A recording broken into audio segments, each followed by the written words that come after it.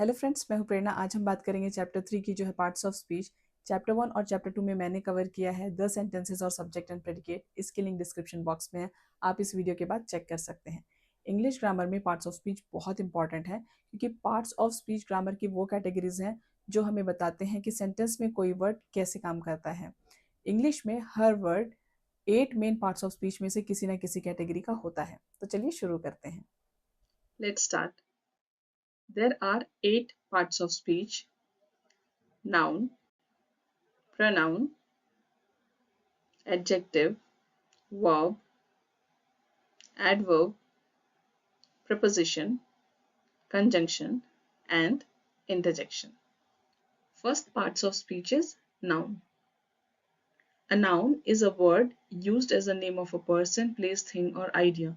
मतलब noun वो word है जिसमें किसी व्यक्ति का नाम आता है, कोई जगह आती है, कोई चीज आती है या फिर कोई आइडिया आता है।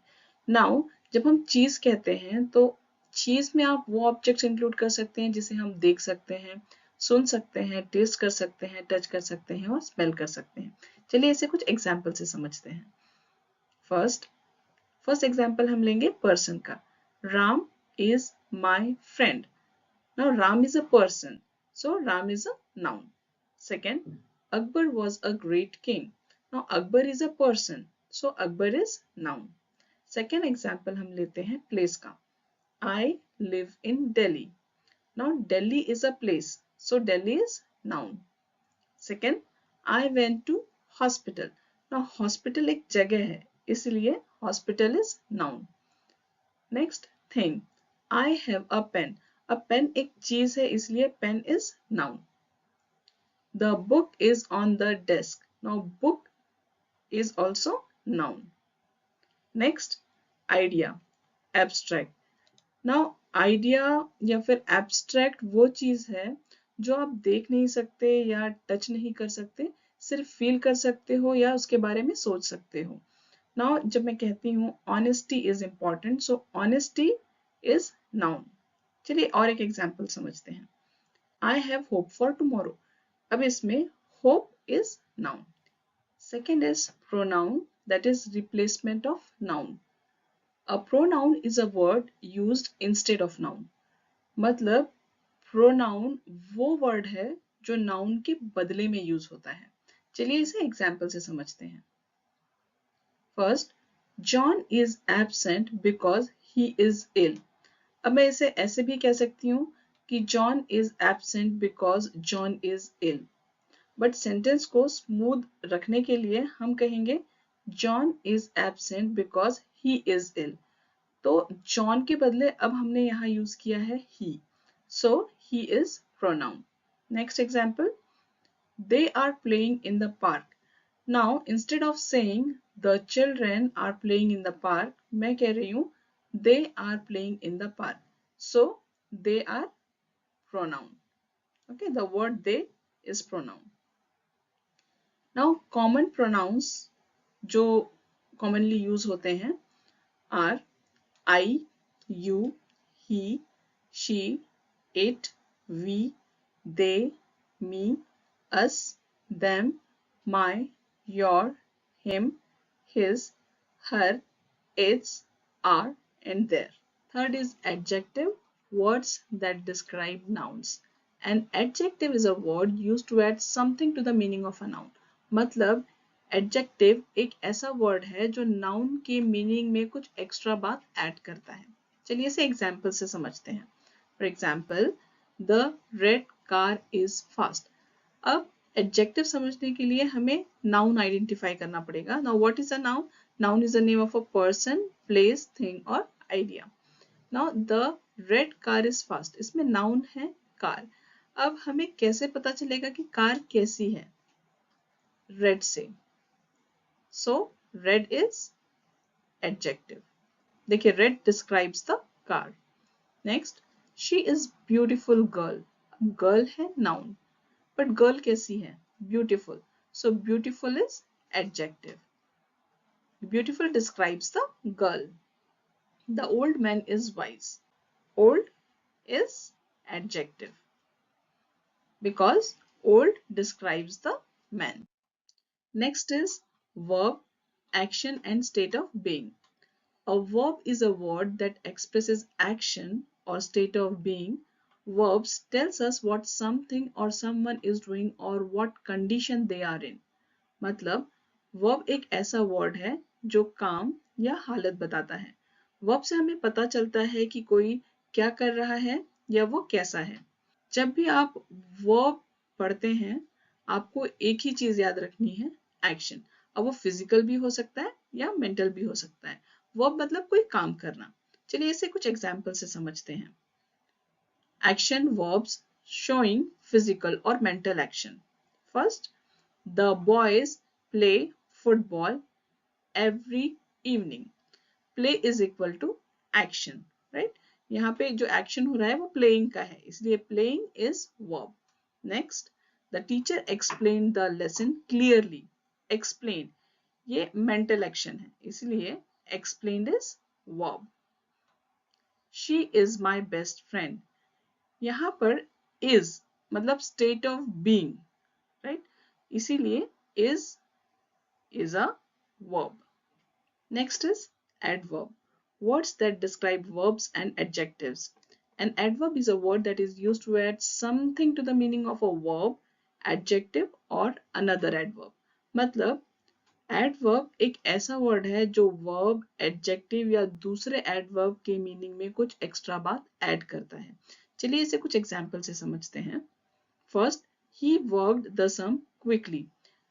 एडवर्ब को समझने के लिए आपको हमेशा वर्ब याद रखना पड़ेगा और वर्ब क्या है? Action. He worked the sum quickly.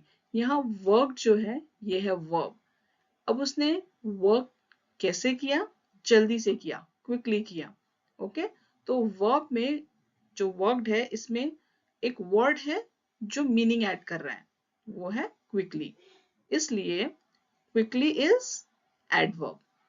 Second, she speaks English fluently. Speaks is verb. Fluently is adverb. Third, the car stopped suddenly. Stopped is verb. Suddenly is adverb. The boy ran slowly in the race. Ran is verb. Slowly is adverb. She sang the song beautifully. Now sang is verb. Beautifully is adverb. Next is preposition, words showing relationships. A preposition is a word that shows the relationship between a noun and other words in a sentence. Preposition tells us when or how things are related to each other. मतलब preposition एक ऐसा word है जो noun और sentence के बाकी words के बीच का relationship बताता है. ये हमें बताता है कि चीजें कहाँ, कब या कैसे एक दूसरे से जुड़ी हैं. जनरली ये आंसर करता है क्वेश्चंस लाइक कहाँ, कब, कैसे. चलिए इसे कुछ एग्जाम्पल से समझते हैं. First, the book is on the table. On ये हमें पोजीशन बता रहा है, इसीलिए on is preposition. Second, she walks to the school every day. To हमें डायरेक्शन बता रही है, इसीलिए to is preposition. Third, the pen is in the bag. In preposition showing location, इसलिए in is preposition. चलिए कुछ common preposition देखते हैं जो हम daily life में use करते हैं. in, on, at, to, from, by, with, under, over, between, among, behind, above, below, near, beside and before. Next is conjunction, words that connect ideas. A conjunction is a word used to join words or sentences. मतलब conjunction एक ऐसा word है जो दो words या sentences को जोड़ने का काम करता है. चलिए इसे कुछ example से समझते हैं. First, I like tea and coffee. So here and is a conjunction word.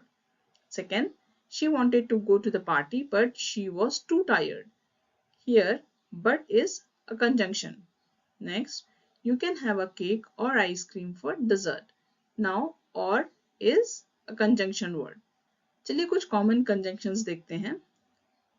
And, but, or, because, since, so, yet, although, while, if, unless, after and before. Next is interjection, words that express emotion.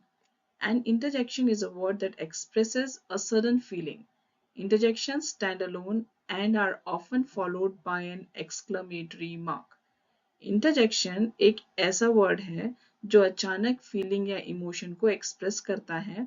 Interjection usually sentence से अलग use होता है और इसके बाद अक्सर exclamation mark लगाया जाता है. चलिए इसे कुछ एग्जाम्पल से समझते हैं. Wow, that's an amazing performance. So here wow is an interjection. Yay, we won the match. Here yay is the interjection. Alas, we missed the last train. So here alas is a interjection. Now, चलिए देखते हैं हम कुछ commonly used interjections. Surprise या admiration के लिए हम use करते हैं wow, oh, ah, gosh and my goodness. Second, pain के लिए हम use करते हैं ouch, oof, ah and yikes. Happiness के लिए हम use करते हैं yay, hooray, awesome, cool. Disappointment या वरी के लिए हम यूज करते हैं ओ नो, ओ डन, शूट. सैडनेस के लिए हम यूज करते हैं अलास, ओ डियर. कॉलिंग अटेंशन के लिए हे, हाय, यो, हिम. अग्रीमेंट के लिए या, नो, महो. आज हमने जो भी पढ़ा है चलिए इसे क्विकली समराइज कर लेते हैं. तो आज हमने पढ़ा है 8 parts of speech. First is noun. Noun is the name of a person, place, things, ideas. Pronoun, it is the replacement of noun in sentences. Verb, verb shows action or state of being. Adjective, describe or modify nouns. Adverb, describe verbs or adjectives. Preposition, show relationship between words. Conjunction, connects words and phrases.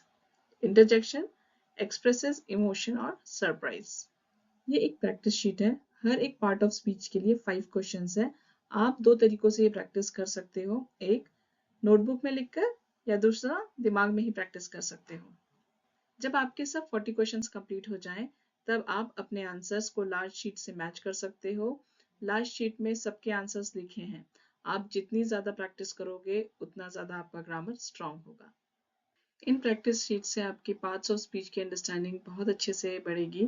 और ये तो सिर्फ introduction है parts of speech का. हमारे next video में हम detail में पढ़ेंगे what are the types of nouns, pronouns. तो अगर आपने ये अच्छे से प्रैक्टिस कर ली तो आपको नेक्स्ट वीडियो इजी लगेगा.